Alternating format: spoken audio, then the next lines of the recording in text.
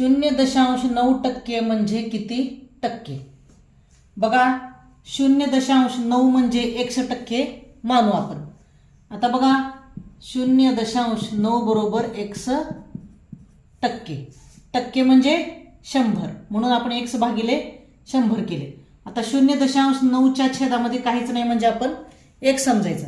आता बरोबर चिन्ह आहे, तिरकस गुणाकार करूया. 0.9 गुणुले 100 बरोबर 1 गुणुले x. आता 1 गुणुले x म्हणजे x. आता 0.9 गुणुले 100 यांचा गुणाकार आपण करूया. बघा 0.9 गुणुले 100. आता इथं उत्तरामध्ये 2 शून्य आपण लिहून घेऊया. 9 1 9, 1 ने 0 ला गुणले 0.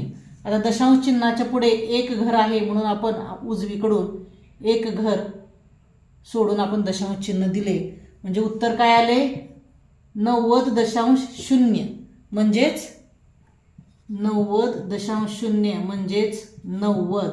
पण 0.9 म्हणजे 100% मानलं होतं म्हणजे x ची किंमत आली 90 म्हणून उत्तर आले 90% म्हणून पर्याय 2 हे उत्तर येते.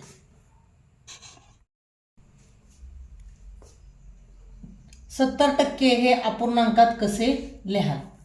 बघा टक्के म्हणजे 100 आणि शेकडा म्हणजे 100. 70% टक्के म्हटले की आपण भागिले 100 करतो म्हणून 70 भागिले 100 लिहिले किंवा 70/100. आता 70 मधला एक शून्य गेला आणि 100 मधला एक शून्य गेला. खाली उरले 7/10 किंवा 7/10 म्हणजे उत्तर आले 7/10 म्हणून पर्याय 2 हे उत्तर येते. शेकडा म्हणजे एकूण भाग डॅश डॅश आहेत असे मानून केलेली तुलना. आता बघा शेकडा म्हणजे काय? 100. बघा शेकडा म्हणजे काय?